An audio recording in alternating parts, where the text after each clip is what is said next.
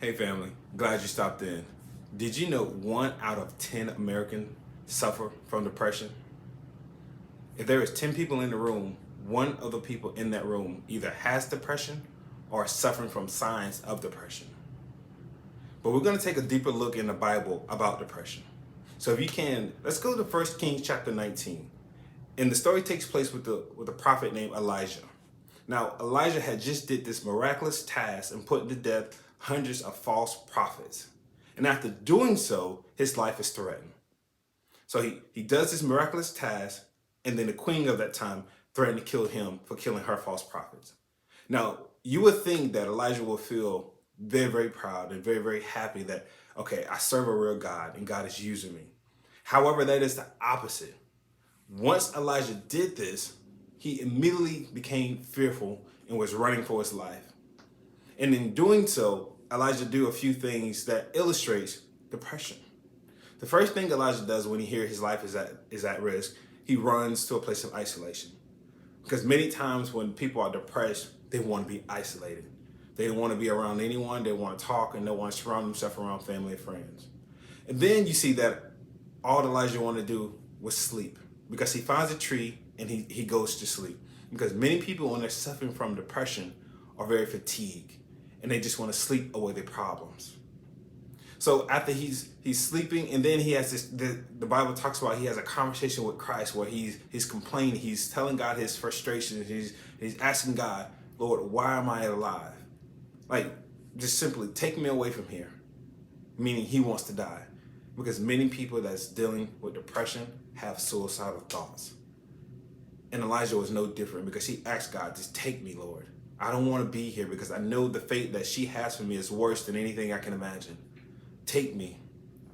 So as he's having these conversations with God and he's questioning God, an angel appears and he wakes Elijah from his sleep. He wakes him up 3 times and he said, hey, wake up, eat, because the journey ahead of you is long and tough. You need your strength. Because you see that when people are depressed, they have a loss of appetite.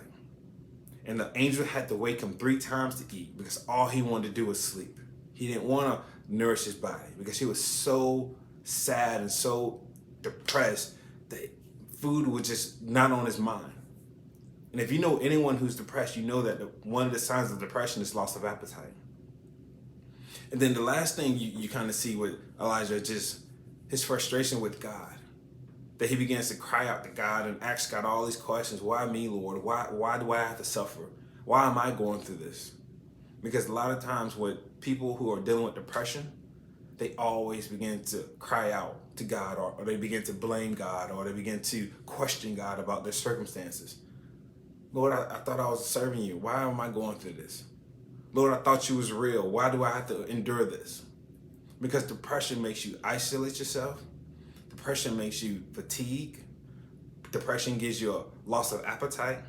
Depression gives you suicidal thoughts in some cases, some severe cases. And depression makes you question God. But the thing is, the end of the story happens with God. Elijah talks to God. He could send his complaints and his frustration. And God says this. He says, Elijah, go back to where you came. And as you go back, anoint these people. Because everybody that you didn't put to death, the next person is going to put to death. And then when whoever he doesn't put to death, the next person you anoint is going to put him to death. Which means God was giving Elijah an escape plan. He was saying, hey, I'm going to rescue you from this. However, I need you to do these things first. And then he comes to the prophet Elisha. He said, anoint Elisha, because Elisha eventually became Elijah's replacement. So God takes up Elijah in a whirlpool of fire, and Elijah steps in his role as a prophet. Because the only sure way out of depression is through Christ. Man can only help you to a certain extent. Medication can only help you temporarily.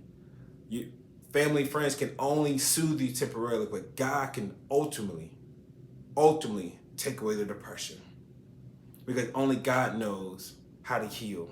Only God knows your replacement. Only God knows your exit plan. So ladies and gentlemen, boys and girls, when it comes to depression, we have to be able to turn it to God and allow God to heal our land.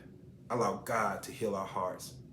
Because all these self-medication is only temporary. But God is the only person, he's the only way to have complete healing when it comes to depression. I encourage you all to go back and read 1 Kings chapter 18 and 19. Get the word for yourself. Give it over to God. Continue to pray. Don't lose hope. And even through your depression, even through your anguish, continue to be obedient